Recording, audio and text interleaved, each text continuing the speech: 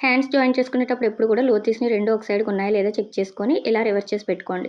మనకి ఇక్కడ బార్డర్ అనేది 2 హ్యాండ్స్‌కి సరిపడగా ఇవ్వలేదు. అలాంటప్పుడు ఇలాగా బార్డర్ అనేది సెపరేట్ చేసుకొని మిడిల్‌కి కట్ చేసుకోండి. ఇప్పుడు 2 హ్యాండ్స్‌కి మనకి ఈక్వల్‌గా వస్తుంది. అటు ఇటు కూడా పావించ్ అనేది ఇలా లోపలికి ఫోల్డ్ చేసుకొని స్టిచ్ వేసుకోవాలి. మనకి దీనికి బాగా ఎక్కువ స్టోన్స్ వచ్చినాయండి. ఇలాంటప్పుడు ఈ మెథడ్‌లో స్టిచ్ చేసుకున్నారంటే మీకు చాలా నీట్‌గా వస్తుంది. నీడిల్స్ అనేది విరిగిపోతాయనే భయం ఉండదు.